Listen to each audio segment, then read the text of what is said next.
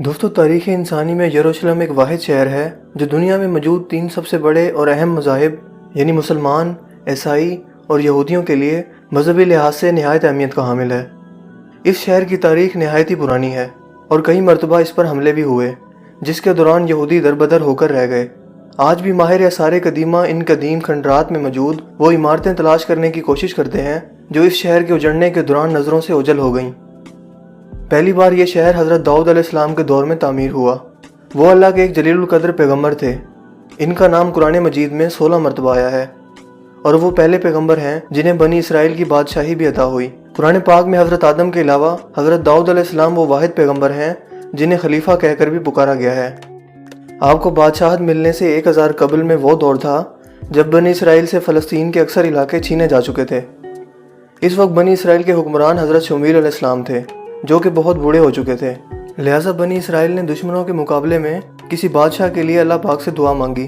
یوں اللہ پاک کے حکم کے مطابق حضرت شمویل علیہ السلام نے 30 سالہ طالوت کو ان پر بادشاہ مقرر کرنا چاہا، مگر بنی اسرائیل نے انہیں بادشاہ تسلیم کرنے سے انکار کر دیا اور شرط رکھی کہ جب تک صندوق سکینہ ان کے حوالے نہ کر دیا جائے وہ طالوت کی بادشاہی کی اطاعت نہیں کریں گے۔ دوستو یہ تابوت سکینہ آخر کیا تھا اور بنی اسرائیل اسے اتنی اہمیت کیوں دیتے تھے؟ اس بات کو سمجھنے کے لیے ہمیں تاریخ میں بہت پیچھے جانا پڑے گا۔ دراصل یہ لکڑی کا بنا ہوا ایک صندوق تھا جو حضرت آدم علیہ السلام پر نازل ہوا تھا اور پوری زندگی ان کے پاس رہا اور پھر بطور وراثت آپ کی اولاد کو ملتا رہا، یہاں تک کہ یہ حضرت یعقوب علیہ السلام کو ملا جنہیں اسرائیل بھی کہا جاتا ہے، اور آپ کی اولاد بنی اسرائیل کہلاتی ہے۔ یوں آپ کے بعد یہ آپ کی اولاد بنی اسرائیل تک پہنچا۔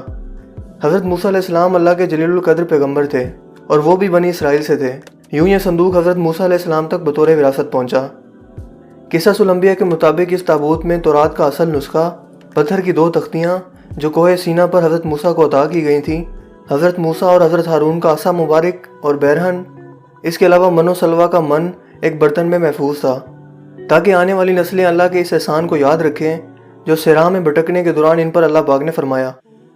کیونکہ جب حضرت موسیٰ علیہ السلام فرعون سے اپنی قوم بنی اسرائیل کو نجات دلوا کر ایک صحرا میں پہنچے تو یہ ایک ویران صحرا میں تنہا موجود تھے، کھانے پینے کا کوئی ذریعہ نہ تھا، لہٰذا اللہ پاک کے حکم پر من و سلوہ کھانا ان پر اترتا تھا۔ یہ تابوت در حقیقت اللہ کی طرف سے بنی اسرائیل کے لیے رحمت اور برکت کا باعث ایک تحفہ تھا، اور انہیں جب بھی کوئی مشکل پیش ہوتی یا جنگ میں ہار کا خطرہ ہوتا تو بنی اسرائیل اس تابوت کو سامنے رکھ کر اللہ پاک سے جو بھی دعا کرتے وہ قبول ہوتی تھی۔ یعنی یہ تابوت بنی اسرائیل کے لیے تابوت سکینہ ثابت ہوا۔ مگر جب بنی اسرائیل گناہوں میں مبتلا ہو گئے، سرکشی اور ظلم و ستم کی انتہا کرنے لگے تو ان کی بدعمالیوں کی نحوست کی بدولت ان پر اللہ کا عذاب نازل ہوا، اور قوم عمالقہ کے ایک لشکر جرار نے بنی اسرائیل پر حملہ کر کے اسے تہس نہس کر دیا اور بنی اسرائیل کی تمام بستیوں کو تباہ کر دیا، اور اس صندوق کو بھی اٹھا کر اپنے ساتھ لے گئے اور جا کر کوڑا کرکٹ اور نجاستوں کی جگہ پر پھینک دیا۔ اس بے ادبی کرنے پر اللہ پاک نے قوم عمالقہ پر بھی اپنا عذاب نازل کیا، یہاں تک کہ طرح طرح کی بیماریاں ان پر مسلط ہو گئیں اور قوم عمالقہ کے 5 شہر دیکھتے ہی دیکھتے ویران ہو گئے۔ لہٰذا انہیں سمجھ آ گیا کہ یہ جو کچھ بھی ہو رہا ہے وہ دراصل اللہ کا عذاب ہے جو اس صندوق کی بے حرمتی کرنے پر ان پر نازل ہو رہا ہے۔ لہٰذا انہوں نے فوراً اس صندوق کو تلاش کر کے بیل گاڑی میں ڈالا اور اسے بنی اسرائیل کی طرف روانہ کر دیا۔ اللہ پاک نے 4 فرشتوں کو بھیجا جنہوں نے اس مبارک صندوق کو اٹھا کر حضرت شمویل علیہ السلام کی خدمت میں پیش کر دیا۔ یوں حضرت شمویل علیہ السلام نے وہ صندوق بنی اسرائیل کے حوالے کر دیا، اور شرط کے مطابق یعنی صندوق سکینہ کی واپسی ہونے پر بنی اسرائیل نے طالوت کو اپنا بادشاہ تسلیم کر لیا۔ دوستو حضرت داؤد علیہ السلام نے طالوت کے لشکر میں کم عمری میں شمولیت اختیار کی۔ اس وقت دشمن فلسطینیوں کے سپہ سالار جالوت نے اسرائیلیوں کو مقابلے کی دعوت دی، مگر پورے اسرائیلیوں میں سے کسی میں بھی اس سے مقابلہ کرنے کی ہمت نہ تھی۔ یوں حضرت داؤد علیہ السلام اس کے مقابلے میں نکلے اور اسے قتل کر دیا۔ اس واقعے نے حضرت داؤد علیہ السلام کو بنی اسرائیل کی آنکھوں کا تارا بنا دیا اور ان کے دل میں ان کے لیے محبت پیدا ہو گئی، لہٰذا طالوت نے اپنی بیٹی حضرت داؤد علیہ السلام سے بیاہ دی، اور یوں وقت گزرتا گیا یہاں تک کہ حضرت داؤد علیہ السلام بنی اسرائیل کے حکمران بنے اور انہیں نبوت بھی عطا کی گئی۔ آپ ہی نے یروشلم کی بنیاد رکھ کر وہاں تابوت سکینہ کی حفاظت کے لیے ایک ہیکل یا محل تعمیر کرنا شروع کیا۔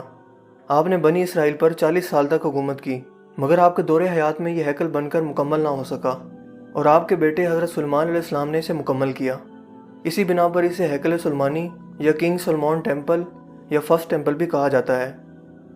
सुलेमान अलैहिस्सलाम भी अल्लाह के पैगंबर थे और अल्लाह के हुक्म पर जिन्नात को इनके ताबे होने, जानवरों की बोलियां समझने के मौजाद के अलावा इन्हें ऐसी सल्तनत अता की गई थी जो इससे पहले ना कभी किसी को मिली और ना ही कभी मिल सकेगी, जिसके लिए उन्होंने खुद अल्लाह पाक से दुआ की थी।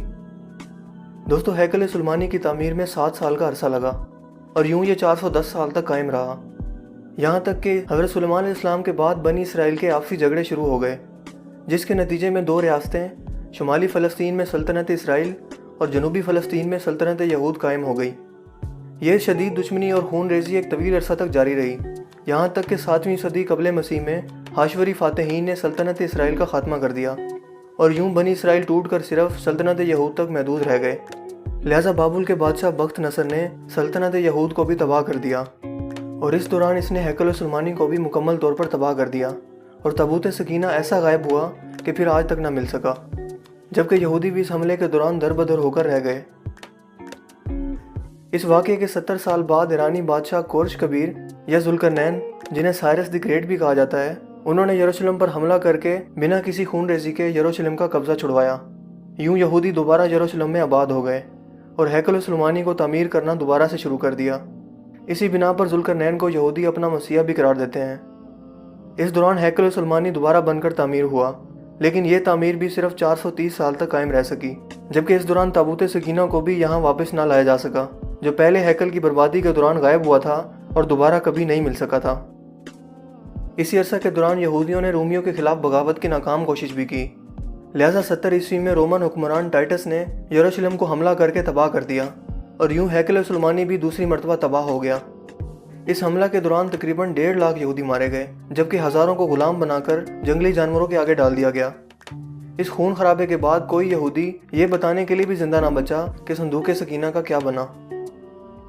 मगर दोस्तों, आखिर ये संदूक सकीना इस वक्त कहाँ मौजूद है?